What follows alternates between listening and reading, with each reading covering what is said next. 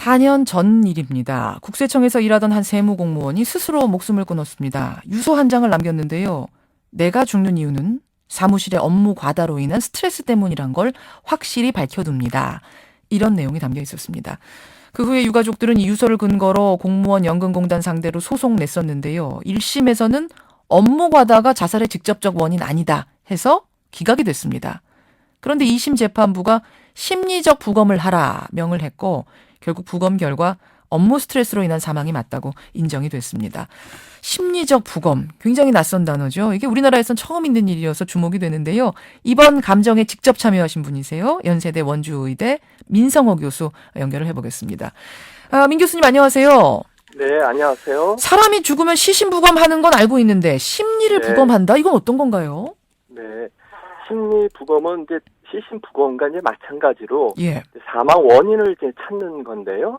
근데 이제 특히 그 자살로 돌아가신 분들의 자살 원인을 규명하기 위해서 실시하는 부검을 심리적 부검이라고 이야기합니다. 자살 원인을 규명하기 위해서 심리를 파헤쳐 본다 이런 말씀이세요. 네, 근데 원래는 자살 사건이 발생하면 경찰에서도 뭐 주변 인물을 조사한다든지 병원 기록을 살핀다든지 이런 과정은 다 거치지 않습니까? 그렇죠. 거치죠. 그렇지만은 이제 표면적으로 나타나는 그런 일들에 대해 그 환자의 상태나 이런 예. 것에서만 조사를 하시지, 예. 사실은 환자의 심리, 더 나아가서는 환자의 무의식까지도, 돌아가신 분의 무의식까지도 분석하는 것은 사실은 쉽지 않고, 또 그 조사하는 대상이나 예. 양이나 이런 것들이 굉장히 많이 차이가 납니다. 그렇군요. 경찰들이 일반적으로 하는 그런 표면적인 조사가 아닌 정신 분석가들, 전문가들이 무의식까지 분석한다 이런 말씀이세요. 네,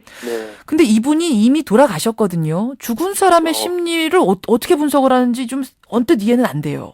네, 이번에 감정을 했던 그 돌아가신 분의 우선은 그 경찰부터 조사했던 양도 사실은 그렇게 일반적인 조사보다는 상당히 양이 많았고요. 예. 또 그 직장의 상사 또는 부하 또는 객관적인 자료들도 많았습니다.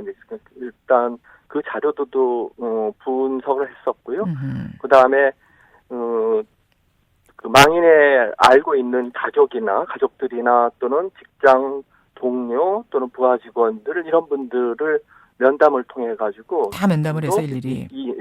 이분 돌아가시기 전에 상황을 제가 분석을 했었습니다. 쭉 분석을 해보니까 사실 이번 그 국세청에서 근무하던 공무원 자살 사건의 경우에 1심에서는 업무가 과중한 건 맞지만 사망의 직접 원인으로 보긴 어렵다 이미 패소가 됐거든요. 그렇죠. 이게 지금 심리적 부검 후에 뒤집힌 거예요. 네. 판결을 뒤집을 정도의 직접적인 근거는 어디서 찾으셨습니까? 예를 들어서요.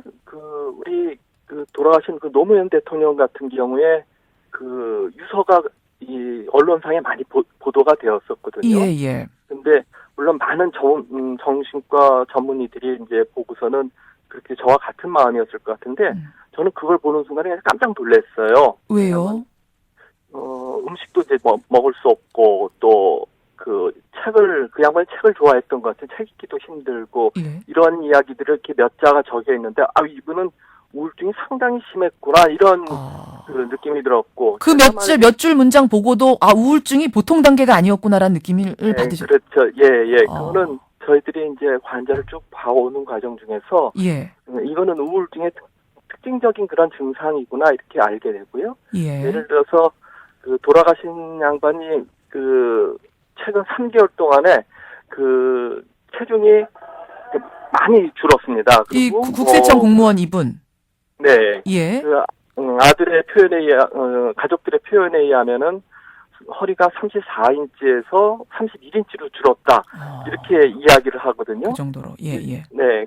저희는 이거 보면 이건 뭐 당연히 이제 우울증이었다라고 이제 생각을 하게 되고 이제 그런 이미 드러나 있는 사실도 또 전문가들이 보는 입장에서는 충분히 그 사람의 그 심리적인 상태를 규명할 수가 있는 것이죠. 그래서 그 일반인들 또는 그 정신과 그 전문가들이 아닌 또 뭐 수사를 하시는 분들은 그 똑같은 사실을 보고도 그냥 놓칠 수 있는 것들을 잡아내는 방식. 질병이구나 그런 걸 알 수 있겠죠. 근데 이제 우울증까지는 밝힐 수 있지만 그 우울증이 업무상의 과다한 스트레스 때문이라는 건 어떻게 연결을 시키나요? 사실 우울증이라는 게 좀 복합적으로 오는 건 아닌가요? 복합적 원인에 의해서. 네, 그 우울증이나 또는 자살이 한 가지 이유 갖고는 오지는 않습니다. 그러니까요. 다양한 이유가 복합적으로 나타나거든요. 예. 이번 경우에 또 사회적인 것, 또 본인의 업무와 이제 관련된 것들이 좀 더 중요하게 작용을 했던 거고요. 예를 들어서 자살자들은 술과 관계되어 있는 경우가 상당히 많습니다. 술과 관계되어 있는 경우가 많고 또 우울증과 관계되어 있는 경우가 많고 예. 또 청소년 자살자들이나 또 성인들도 마찬가지지만은 가족 관계의 어려움 때문에 또 갈등 때문에 자살하는 경우가 많고 또 본인의 성격 때문에 자살하는 경우들이 많았었거든요. 근데 이제 돌아가신 망인 같은 경우에는 그런 다양한 일반적으로 있는 원인들에 있어서는 특별히 더 자살할 만한 그런 근거가 없었어요. 많지가 않았고요. 없다고 이게 지금 재판은 승소 이런 거가 이제 관계가 되어 있는데 사실은 조금씩은 없는 게 어디 있겠습니까? 모든 그렇죠. 이유들이 조금씩은 다 있지만은 그 이유에 비해서 상당하게 이 업무가 과다했다. 관여했다는 그렇게 생각을 합니다. 알겠습니다. 이번 세무공무원 같은 경우에는 유서를 남겼어요. 나는 업무상 스트레스로 인한 것임을 분명히 밝혀둡니다. 남겼지만 그렇지 않을 경우에는 사실 심리적 부검까지 가는 것도 쉽진 않겠어요. 꼭 그렇지만은 않습니다. 제가 제가 감정할 때 망인의 유서는 제가 그렇게 많이 염두에 두지는 않았습니다. 그런가요? 환자가 돌아가실 때 업무에 있어서 여러 가지 이제 갈등들이 단순히 일이 많고 적은 거가 아니라 환자가 굉장히 억울했던 그런 것들이 있었거든요. 그래서 그런 것들을 제가 했지 유서는 제가 감정하는 데 있어서 그렇게 많이 영향을 미치지는 않았습니다. 이런 지적을 하는 분도 계세요. 심리적 부검이라는 게 과거의 기억을 바탕으로 부검을 하는 건데 정확하지 않은 거 아니냐. 돌아가신 분에 대해서 특히 우리나라 같은 문화에서 누가 안 좋은 얘기를 하느냐. 다 우호적으로 그분이 보상받을 수 있는 쪽으로 얘기해 주지 않겠는가. 이건 어떻게 생각하세요? 저도 사실은 처음에 이 감정을 의뢰받았을 때 공정해야 되거든요. 그렇죠. 이분 같은 경우는 국가 공무원이고 또 그 공무원에 대한 여러 가지 이것들은 제가 내는 세금으로다가 다시는 보상이 되는 거니까요. 그렇게 돼 이번 케이스가 상당히 중요한 게 앞으로도 유사한 케이스가 계속 나올 수도 있는 이런 판례를 남기는 거니까요. 네, 저도 그게 제일 가장 염려스러웠거든요. 그래서 좀 더 이제 객관적으로 하려고 노력을 했고 또 보통은 이제 정신과 전문의들이 환자 가족들을 만나거나 그럴 때는 굉장히 치료적인 또는 보호하는 입장에서 하지만은 제가 이제 하는 것은 좀 더 중립적으로 하고 아닌 거 아닌가 그리고 여러 사람들을 만나뵀거든요. 7-8분을 만나봤는데 그분들의 진술과 그분들의 이제 표현하시는 것 또는 그분들이 환자에 대해서 회상하시는 것 또 이미 갖고 있는 여러 가지 자료들과 조금이라도 어긋나는 게 없는지 그러면 이제 저는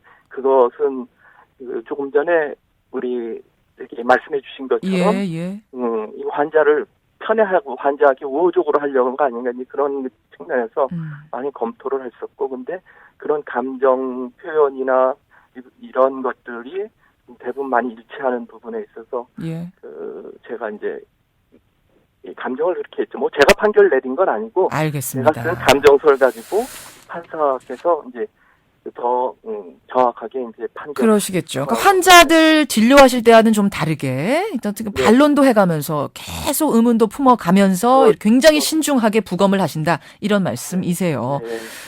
이게 외국에서는 종종 있는 일이죠.